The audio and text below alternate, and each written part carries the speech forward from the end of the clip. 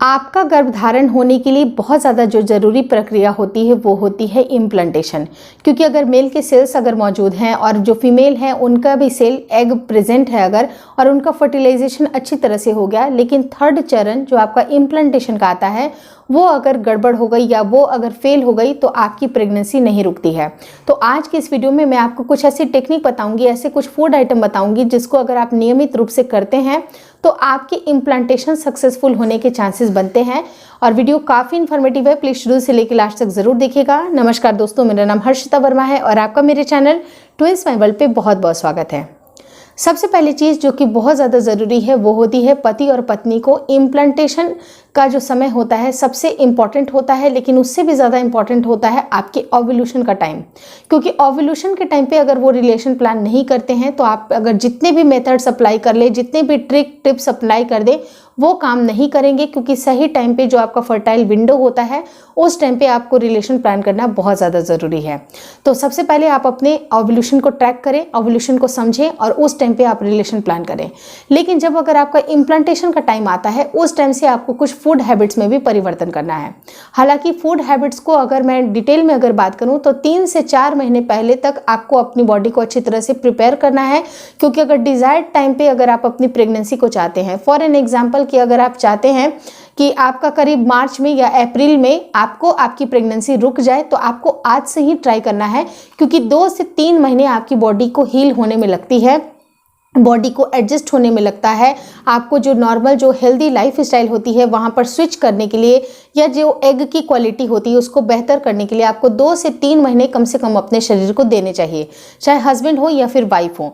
क्योंकि अगर आपकी पूरी हार्मोन जब सही होती है तो उसको करीब 3 से 4 महीने लग ही जाते हैं। अगर जो भी कपल काफ़ी दिनों से ट्राई कर रहे हैं, आप ये बिल्कुल ना सोचें कि 1 महीने के अंदर ही मेरा गर्भधारण हो जाएगा, मैंने आज से ही ये ट्रिक फॉलो की।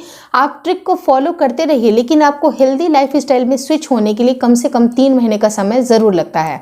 तो अपने समय को आप ज़रूर दीजिए और हेल्दी लाइफ स्टाइल में अगर आप स्विच करिएगा तो आपका इम्प्लांटेशन भी सक्सेसफुल होगा और ये जो हेल्दी प्रेगनेंसी होगी वही कंसीव होगी।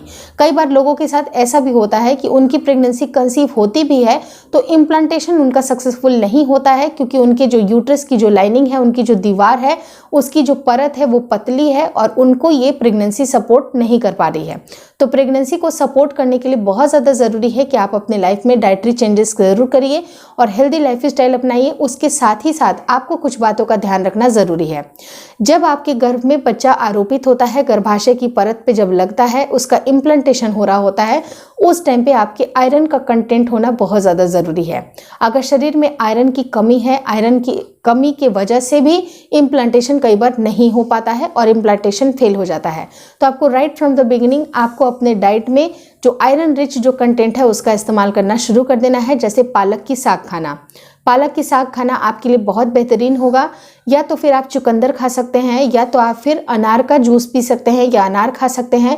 क्योंकि ये सारी चीज़ें अगर आप अपने फूड आइटम में इंक्लूड करेंगे तो आपकी जो गर्भाशय की जो दीवार है उसकी परत स्ट्रांग होगी और आपके बच्चे को यानी कि आपकी जो प्रेगनेंसी है उसको सपोर्ट काफ़ी हद तक मिलेगी। उसके साथ ही साथ आप हो सके तो दालचीनी का पानी पीना शुरू कर दें। लौंग का जो पानी है उसके बारे में भी ऑलरेडी मैंने अपने वीडियोस में बताए हुए हैं, तो इन सबको ज़रूर फॉलो करिएगा। और हो सके तो जितनी कम से कम मात्रा में अगर आप चाय कॉफ़ी का सेवन करते हैं तो उसको और भी कम कर दीजिए, छोड़ दीजिए।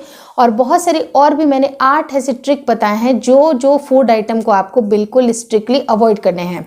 मैं एंड स्क्रीन पे इस वीडियो की लिंक ड्रॉप कर दूंगी कि 8 वो चीज़ आपको नहीं करनी है जो कि आपकी इम्प्लांटेशन को फेल कर सकती हैं। तो वो सारी गलतियां आपको नहीं करनी है, बल्कि आपको आयरन रिच जो सोर्सेज होते हैं, वो जो कंटेंट होता है आपको ज़रूर लेना चाहिए। लेकिन अगर आप सीड साइकिलिंग की जो मेरी वीडियोस आपने देखी होंगी तो आपको आपके पीरियड के जस्ट 15वें दिन के बाद से, यानी कि जब अगर आपका ओव्यूलेशन हो जाता है और उस टाइम पे एक्सपेक्टेशन होती है कि फर्टिलाइजेशन के बाद इम्प्लांटेशन का टाइम आता है, तो उस टाइम पे आपको सनफ्लावर सीड और पंपकिन सीड्स बहुत ही अच्छी मात्रा में आपको लेना चाहिए। अब उसको कैसे लेना चाहिए, क्या लेना चाहिए, उसके लिए भी सेपरेट मैंने वीडियो बनाया है। लेकिन नट सेल में आप इतना जान लीजिए कि जो सनफ्लावर जो सीड होता है और पंपकिन सीड होता है उसके अंदर काफ़ी अच्छे माइक्रो न्यूट्रिएंट होते हैं जो कि आपकी प्रेगनेंसी को सपोर्ट करते हैं और इम्प्लांट होने में बहुत ज़्यादा मदद करते हैं। अगर इस वीडियो में दी गई जानकारी अच्छी लगी तो प्लीज़ लाइक कर दीजिएगा। चैनल पे नए हैं तो चैनल को ज़रूर शेयर और सब्सक्राइब करें और मुझे इंस्टाग्राम पे और फेसबुक का जो पेज है उसको लाइक और शेयर करना बिल्कुल ना भूलें।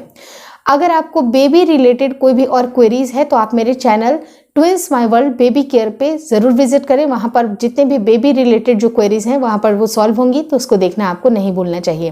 Thank you so much for watching twins my world.